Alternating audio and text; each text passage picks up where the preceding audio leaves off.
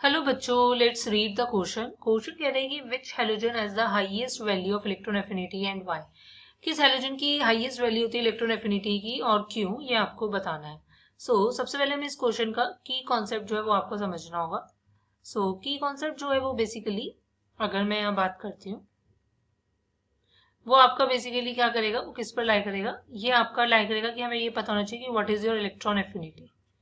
अगर मैं बात करती हूँ इलेक्ट्रॉन एफिनिटी की, इलेक्ट्रॉन एफिनिटी क्या होती है? It is the minimum energy of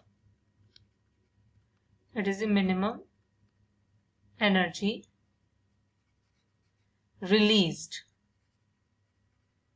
when an extra electron is being added to the valence shell of an isolated gaseous atom, right?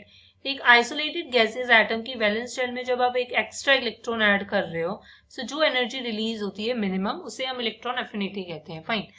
होता क्या है कि आपको ऐसा समझ सकते हो कि ये न्यूक्लियस है, ये उसकी शेल्स हैं, ये वैलेंस शेल है, उसमें ऑलरेडी इलेक्ट्रॉन है, एक एक्स्ट्रा इलेक्ट्रॉन ऐड कर रहे हो, जो एनर्जी रिलीज होगी that is electron affinity. Factors कैसे देखोगे? देखो, जो ये इनकमिंग इलेक्ट्रॉन वैलेंस शेल में ऐड हो रहा है, वो जितना ज्यादा इस न्यूक्लियस के पास होगा, मतलब जितना ज्यादा इनके बीच में फोर्स ऑफ अट्रैक्शन होगा, वो उतना ज्यादा इनकमिंग इलेक्ट्रॉन स्टेबल होगा। और वो कब पॉसिबल होगा? अगर मैं बात कर रही हूँ इलेक्ट्रॉन एफिनिटी की, मतलब वो कब स्टेबल होगा? जब आपका साइज जो होगा वो छोटा होगा। तो मतलब साइज से इनवर्स ही प्रोपोर्शन होता है, जितना छोटा साइज उतना ज्यादा आपकी इलेक्ट्रॉन एफिनिटी होगी, क्योंकि न्यूक्लियस और इलेक्ट्रॉन, इनकमिंग इलेक्ट्रॉन के बीच में अट्रैक्शन ज्यादा होगा, तो वो स्टेबल होगा। मतलब मैं इन शॉर्ट कह सकती हूँ कि वो डायरेक्टली प्रोपोर्शन होता है जेड इफेक्टिव से, राइट।